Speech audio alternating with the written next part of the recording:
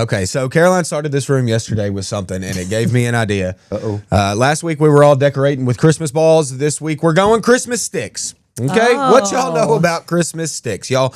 We got some here at the nursery. They're displayed in pots. They're fantastic. Caroline started the room yesterday with some of these sticks that are in here. But I got to thinking, I was like, we have sticks for sale. You can certainly buy some really pretty ones, or you can walk around your yard and gather your own sticks for your own displays. I'm talking about arrangements. Yes, inside your house, your Christmas sticks. Don't forget about the sticks, okay? Don't do it. Krampus doesn't. No, that's right. There's and this is kind of the time to prune a lot of things. Okay. So there you go. Don't just cut your sticks and throw them in the woods as much as you want to.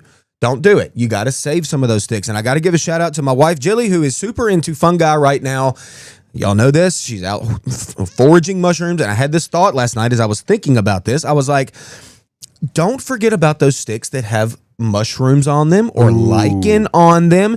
It brings this natural earthy appearance into your home, into a vase, and I think it's fantastic. But I wanted to go on some of those sticks that are like extra cool. Okay, let's think about this for a second. Blueberries. All right. Hey, blueberries get these really maroon red stems over the wintertime. They're fantastic to cut and bring inside your home. That's a good start. Okay. Itea is another one. This is Sweet Spire. This gets really maroon sticks over the wintertime. And they usually have like 1,000 sticks per shrub. So you've got plenty to play with. Don't think about it too much. Just go out there and cut them and then bring them in and put them in the vase. Okay, we brought in some contorted filbert in the room today. Caroline will tell you all about it here soon, but they have really twisted, gnarly sticks. Those are excellent in an arrangement as well. Corkscrew willow. There you go. Which we sell here. A lot of the sticks we have are from willow trees. Well, the corkscrew willow, hence the name, has very twisted, turny stems. All right? Once again, a whole lot of sticks to play with. Don't be scared to go out there and cut them. Bring them in your house. They're great for arrangements. All right? Let's go to those Japanese maples for a minute. Sango kaku, or the coral bark Japanese maple. All right? Blood red stems over the wintertime. It only gets better as the winter draws on. Those sticks get really, really pretty red. What a great addition to your Christmas time theme. All right, think about that. There's another Japanese maple called Bihu. This plant is phenomenal. I really, really love this Japanese maple. It stays fairly small. It's upright in habit. It's a green leaf variety, but in the wintertime, it goes yellow to orange to red, and all of those within the same sticks, okay? Those are beautiful. Now, it is a Japanese maple. You're not going to be doing too much pruning on it, especially if it's small. But adding a few of those sticks really lights up a vase, all right?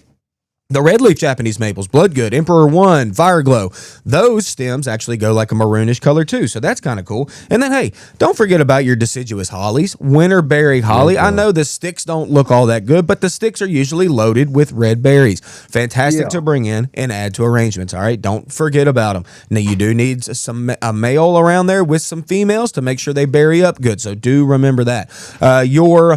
What is it? Red leaf and red twig dogwood and yellow twig dogwood. Hey, that's the whole name. They're red, they're yellow, they're beautiful. Don't forget about those sticks. Father Gila. Twigs.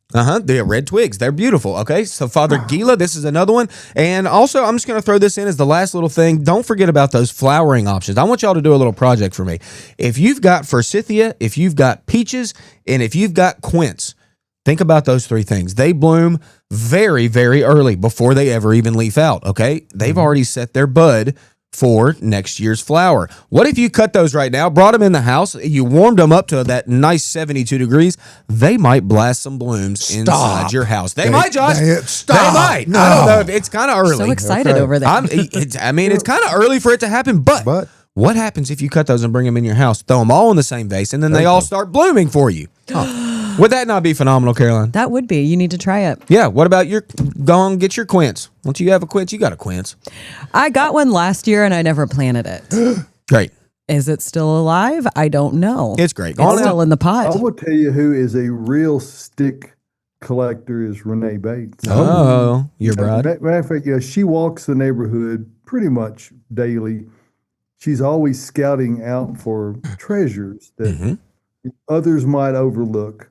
And such an event occurred, and I've spoken about this a little bit. There was a contorted filbert, Harry Lauder's walking stick, Corvus contorta. It's all the same thing, but it had dead in it. and she had approached the neighbor before. Says, "Do you mind if I cut those dead branches out of it?" He said, "No, you can have them."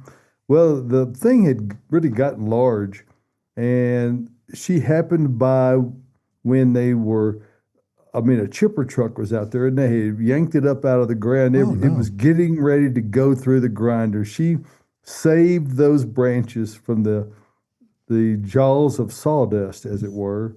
And so she's got quite a collection of Sticks. contorted filbert branches in various arrangements, and they are outstanding. They really are. It's one of those shapes that you cannot mistake for anything else. The corkscrew willow is nice, but it's just doesn't have the character to it that a Filbert. that a contorted filbert has. So that's where I went this week. That's the Hort Report.